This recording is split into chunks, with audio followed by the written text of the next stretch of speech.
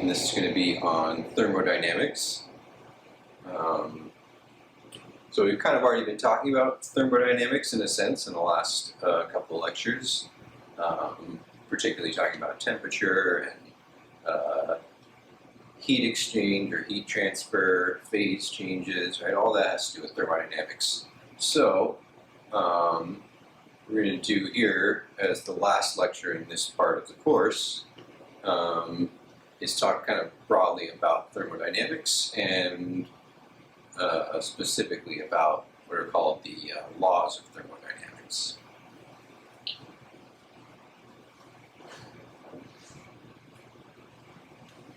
So what is thermodynamics? Well, to put it simply, it's the study of heat and how heat transforms into different kinds of energy. So that should be sounding familiar because we've been talking a lot about heat and how it transfers to different materials and how it changes the phase of those materials, heats them up, that sort of stuff. So there's some foundational principles of thermodynamics, and those are the conservation of energy. So energy is conserved overall, might transform into different kinds, but it's still doesn't just disappear. And the fact that heat flows spontaneously from hot to cold and not the other way around. So another way of saying that is heat always naturally flows from a hotter object to a colder object. And we talked about that a good bit already. So along with these principles,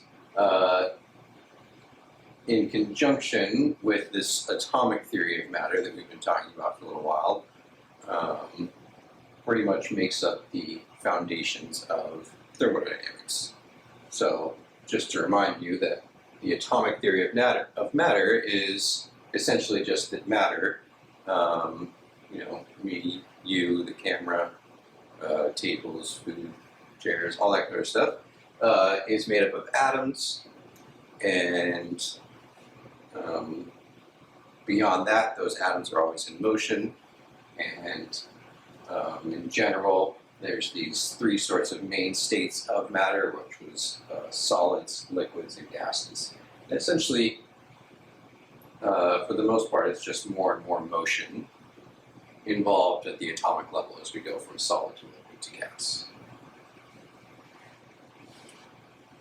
So just to remind you about temperature overall and the fact that we have these different temperature scales, which are, if you remember, temperature is just a measurement of the average kinetic energy of all the atoms that make up a material. Or more simply put, a measure of the total average amount of motion that's going on inside the material. Right? That's what temperature really measures. So we have these different scales. We have the Celsius, Fahrenheit, Kelvin scale. And the Kelvin scale is pegged at 0 being what we call absolute zero. And remembering, taking that temperature as a measure of kind of motion of all those atoms, absolute zero is when there's no more motion going on.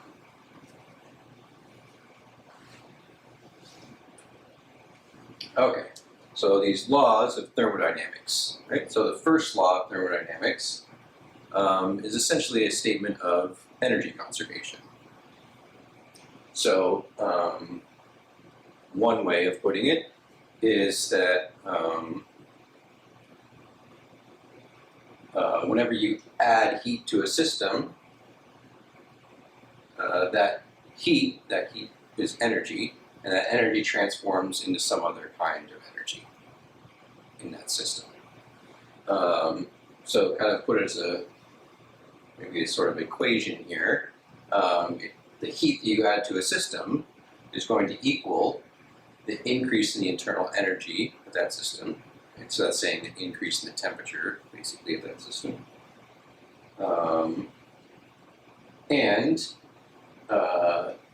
Or plus the work done by that system. So work done by a system, the simplest example of work work done by a system is when something like a gas expands and it pushes against something. And so our work is just this force being applied over a distance. So when a gas expands, it'll say push on something else to move it along. Right? So that's some work that can be done. So there's an alternative way of putting this, is essentially where you talk about put the work that's happening on the other side of this equation. And now it says that the heat added to a system plus the work done on the system, now you're like compressing something, is going to be equal to the increase in internal energy of that system. So both of these, again, are just essentially statements about conservation of energy. If you're adding heat to a system, that heat is energy, and it goes to increasing internal energy or to doing work by the system. So these laws are a little bit difficult to think about, and best to give some examples. So one example might be water. If you put a pot of water on a burner, an electric burner, a gas burner, or a stove, whatever you want to call it, right? When you do that, there's heat coming from that burner, and it's being added to the water.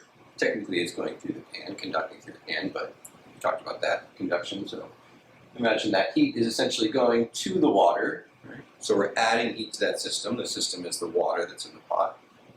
And that heat is now going into increasing the internal energy of the water, of the H2O molecules, essentially raising the temperature of that water. It's also going into work that's being done by the system. That is because the water, as it heats up, expands.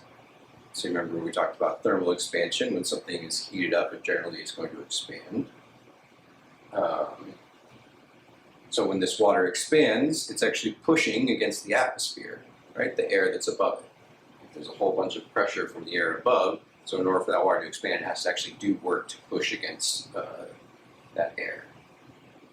So that's an example of that first form of the first law of thermodynamics. A second example that's kind of interesting, more along the lines of the second form, where you actually do work on a system in order to increase the internal energy in that system, is something called a fire syringe, or sometimes called a fire piston, where essentially you do work on air that's inside of a piston, and you're not adding any heat actually in that case, so all of the work that you're doing is just going to increase in the internal energy of the air.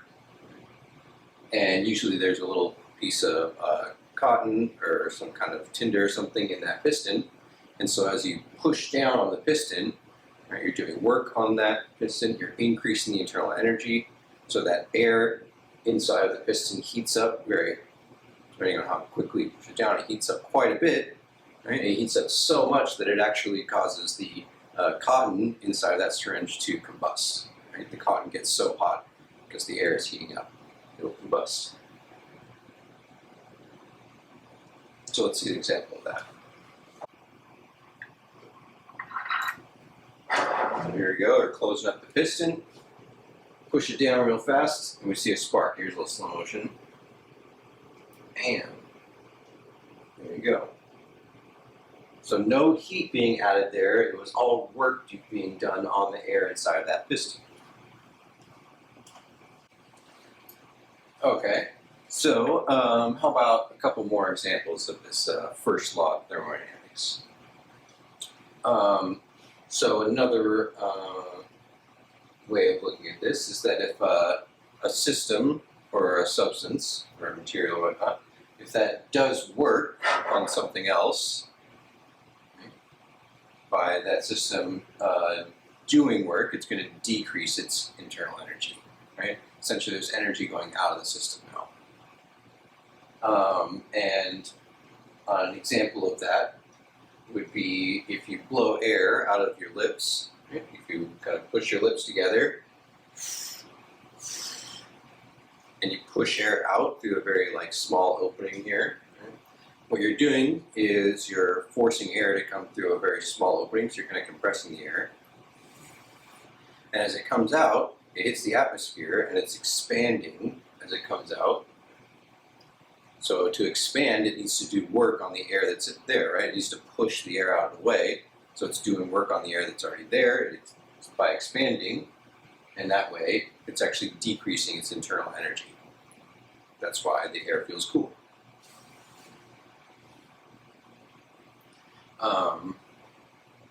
Another example of work being done on a substance in order to increase its internal energy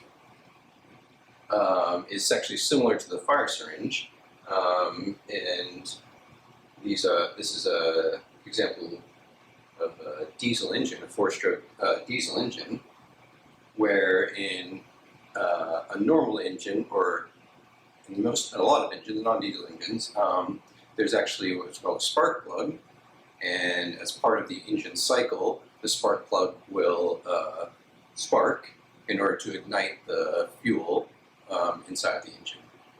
When it ignites that, kind of gives you the power stroke that pushes the piston down to turn the crankshaft. But in a diesel engine, there actually is no spark plug. Right? All that happens is there's these sort of 4 steps where on the intake, the piston's kind of moving downward, and so the fuel is being input into that piston area above the piston. And so as the piston comes down, there's that fuel coming in, and then as the piston comes back around and pushes up, it's compressing that fuel. So we're doing work on the fuel, meaning we're increasing the internal energy of that fuel. So we're increasing the internal energy, increasing the temperature, and the piston comes up, and eventually it compresses it enough, it's done enough work on it to increase its temperature, its internal energy enough that the fuel just spontaneously ignites, no spark necessary. And then you get the expansion where the piston gets pushed back down by that exploding, combusting fuel. And then finally, the exhaust where the piston pushes that combusted fuel out of the cylinder.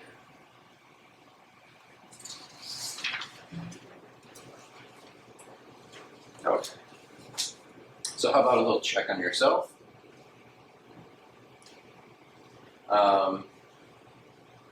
So this is an example of work being done on a system, namely when you compress air in a tire pump, right? So like have one of those hand pumps where you're trying to pump air into your tire, right? So you push down on a piston, you're compressing the air there. The temperature of that system, or particularly the air compressing, what happens to it? Does it decrease or increase? Does it decrease, remain unchanged? Or is it no longer? We just don't know. So go ahead and maybe hit pause and think about that for a second.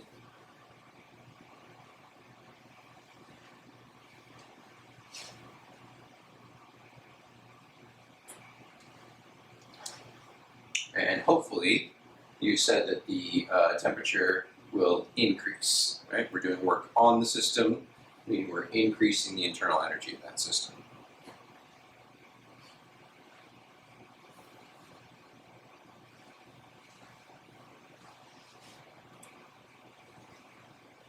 So another interesting place where the first law of thermodynamics comes into or affects us, I guess, on a daily basis, is in meteorology, or in weather, the study of weather.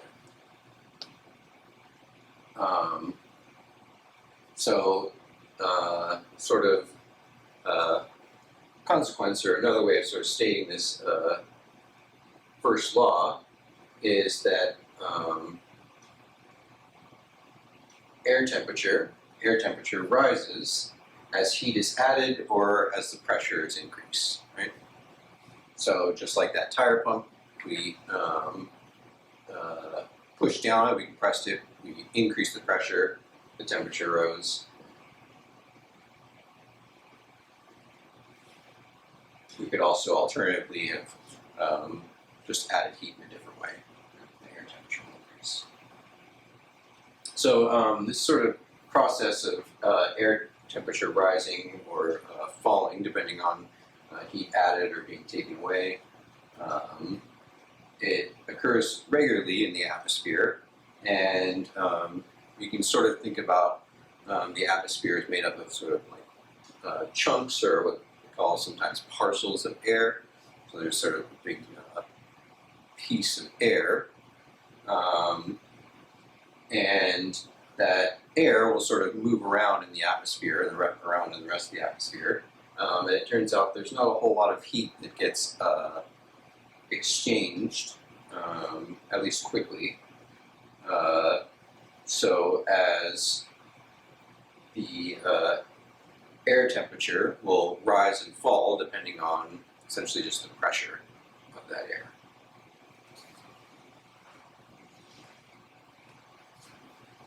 So here you get a little picture of that, where you have this sort of parcel of air, it's sort of chunk of air, and it's much, maybe a kilometer above ground level, and it's at 15 degrees Celsius.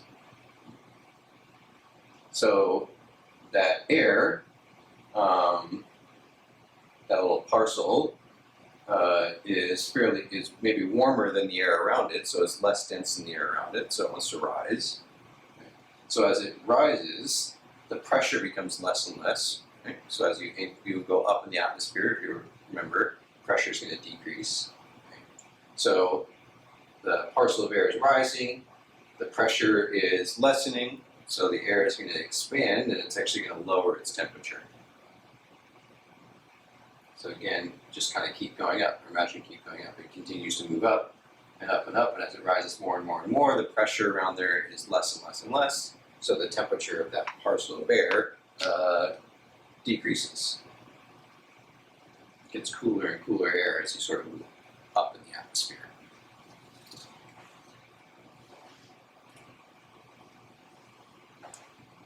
So this is also evident in, say, rain, formation of rain, and how sort of temperature changes around large land masses or large mountains. So, for instance, if you have this mass of air or parcel of air, and it's on the one side of this mountain, maybe the left side of this mountain, it's warmer and less dense, or lower pressure down here at this ground level. And as that air moves up along the mountain, it's getting up to lower pressure, right? So the temperature is dropping. Right? As the temperature drops, the water vapor in that air cools down, and it cools down, it can cool down enough to actually change phase from water vapor, from gas, to being liquid. So essentially that temperature drop is energy coming out of all of that water vapor, and enough of it comes out that it changes phase into being water.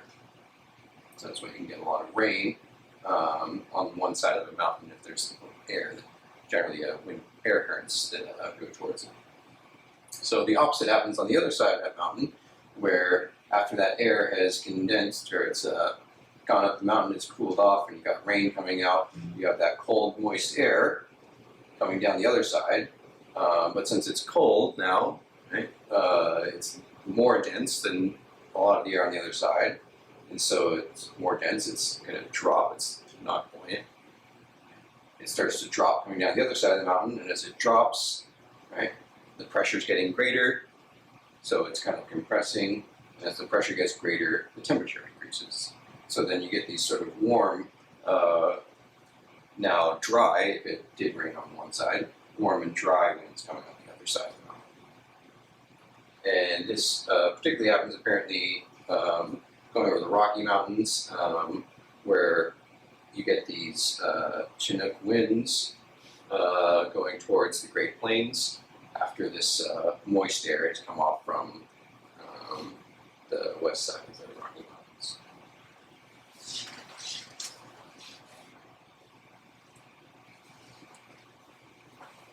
Okay, so on to the second law of thermodynamics, and we're not actually going to really go into the third law. It's kind of a technical one. So the second law will be all we're going to do. But there's a good bit to talk about. The second law is also sort of a complicated thing, but there are ways to understand it on this sort of conceptual level that we're talking about. So, one way of stating the second law of thermodynamics is something we've already talked about multiple times, or mentioned multiple times, and that is that heat will never spontaneously flow from a cold object to a hot object. Another way of saying heat will naturally or spontaneously flow from hot objects to cold objects. So some examples of heat naturally flowing from hot to cold would be, say, on a summer day, heat is naturally going to flow from the hot air that's outside to the cooler air that might be inside. The opposite would happen in winter, right? Maybe there's warmer air inside, and that heat will naturally flow to the colder outside. Another example might be if you accidentally place your hand on a hot stove, right, or like an electric burner, then the heat will naturally flow from the burner onto your hand. Not a good idea, but that's the natural course of things.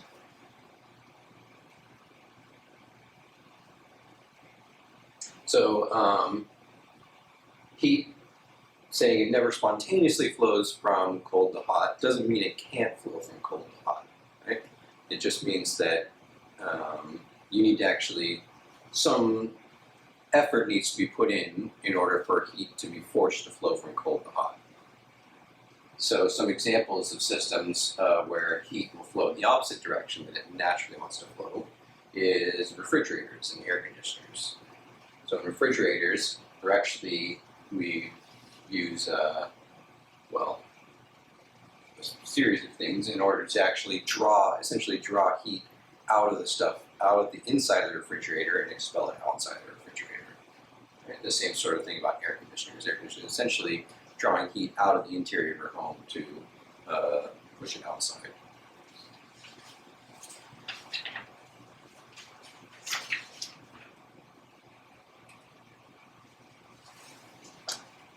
Okay. So another interesting place where the second law kind of touches us day to day is what's known as a heat engine, or the application of it to a heat engine. So a heat engine is essentially any sort of device which can convert heat energy into mechanical work. So essentially taking some kind of heat energy and maybe pushing something or turning something or that sort of thing. And the way that it works, so the very basic idea of a heat engine is that you take heat from some high temperature area or reservoir, and your heat engine essentially extracts some work out of it and expels the rest of that heat to a lower temperature reservoir. Which generally, that expelling, that part is generally called the exhaust from the engine. So essentially, the second law of thermodynamics actually tells us that a heat engine is never going to be able to entirely transform all of that high temperature heat energy into work. The second law will tell us that part of that high temperature heat is always going to be expelled as a low temperature heat. So never quite get all of that heat energy to convert to work, or to doing some work. There's always some exhaust. And hopefully you recall that work is again another form of amount of energy. So they're both measured in joules. They're all the same stuff. It's just being converted from one kind of form to another.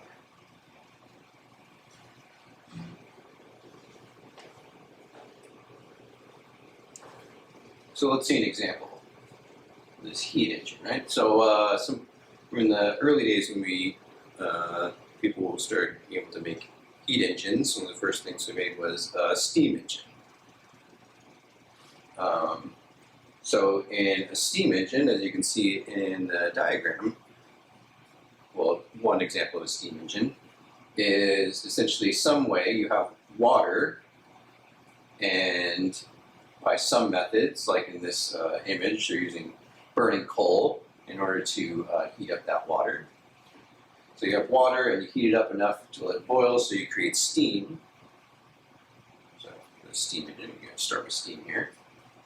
That's right. So the steam comes in to this piston area, right? And that incoming steam is essentially that high temperature. That's where that high temperature heat is coming from. So it comes in and it wants to push that piston. That piston, say, out in this way here, and as the steam comes in, it wants to cool off and expand and push that piston out. So it's doing some mechanical work by pushing that piston, and that piston pushes the crankshaft, which turns the wheel. But the mechanical work directly is being done on the piston in order to push it. So once it's pushed it, that steam is expanded, it's cooled down, it's done some mechanical work, but now we have slightly cooler steam, and when the piston comes back around, it pushes that cooler steam back out and it goes out the top of the train. That's where you get your exhaust. So that piston pushing it back out, pushing that lower temperature steam back out, that's our low temperature, essentially heat that's coming back out. So let's jump back real quick, right? To our basic diagram for a heat engine. We have our high temperature steam heat coming in. Part of that energy is able to work by pushing the piston, but not all of it is expended. There's still energy left, and that energy is that low temperature steam that gets pushed out the exhaust pipe.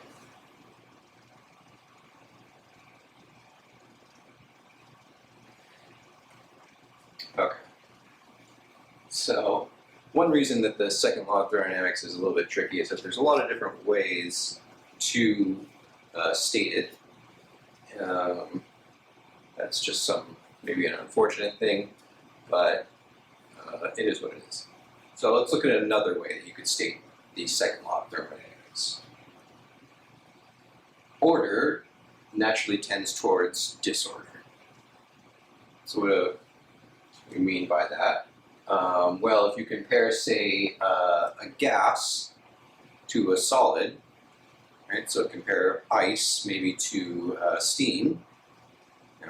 The ice is much more orderly, right? It's in this crystal form, right? All the atoms are sort of in their nice little places. They're jiggling around, but they're all very nicely arranged, right? It's a very ordered sort of setup.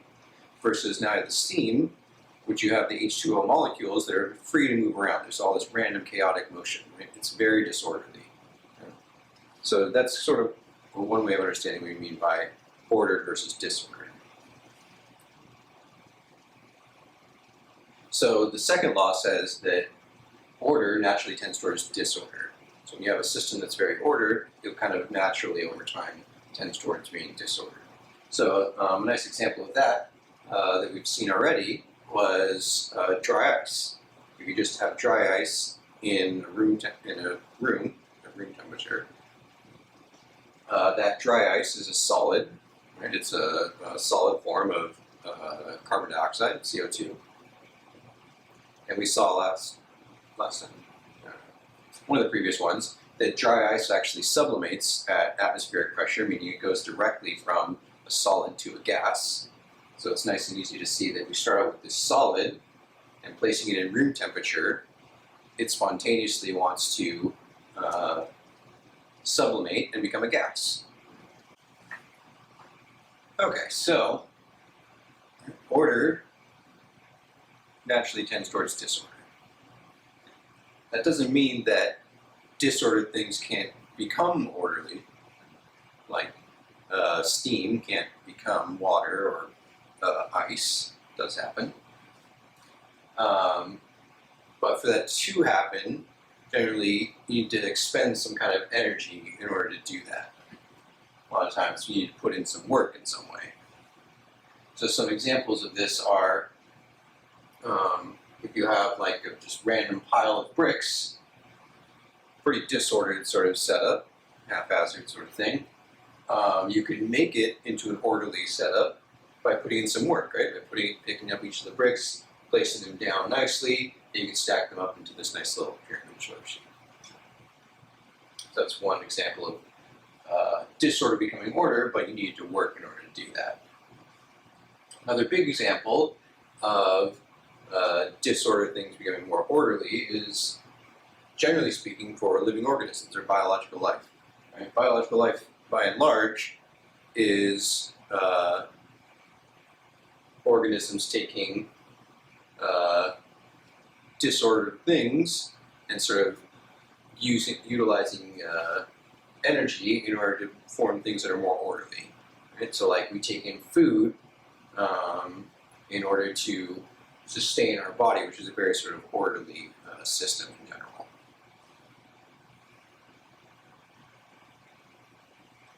Yeah. Okay. So finally, or the final statement we'll say about the second law of thermodynamics is sometimes stated in terms of this thing called entropy, which you may have heard of before, but on a very basic level, entropy is essentially a measure of the disorder of a system. So if a system is very disordered, you could say it's a very high entropy. Right? Or if it's a very orderly system, very low entropy. So essentially, disorder increases in a system, entropy increases. So for instance, going back to this example, right? The system or the state when all the bricks were all messed up is a more high entropy state of those bricks versus a lower entropy state when the bricks are all in a nice row here, stacked up. And so that final restatement of the second law of thermodynamics is that the entropy of the universe tends to increase. Or the entropy actually in any system in general will tend to increase, naturally increase. And again, some examples of that are liquid phases of a material sort of naturally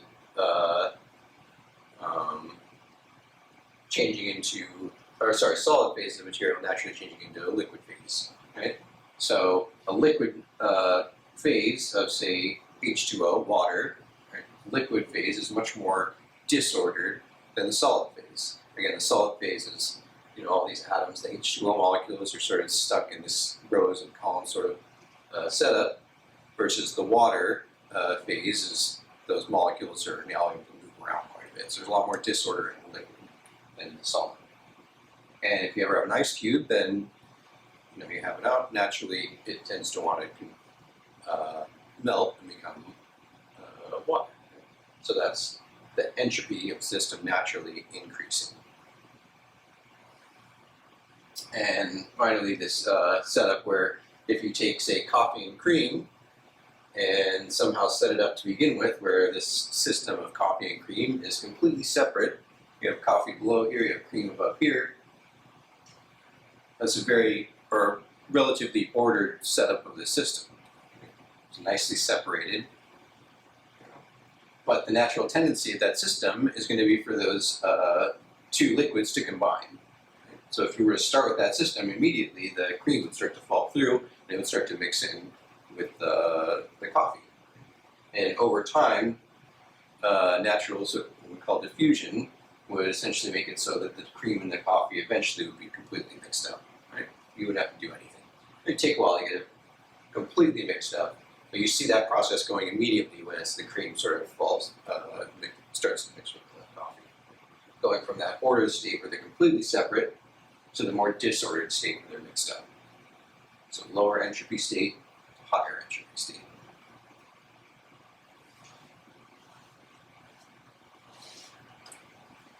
Okay.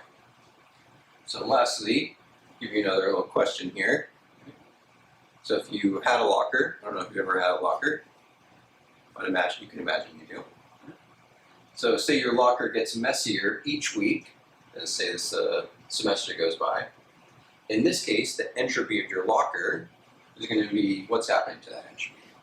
Is it increasing? Is it decreasing? Is it remaining the same? Or is it non-existent? Is there no entropy there? Go ahead and think about that for a minute. Just pause if you need to.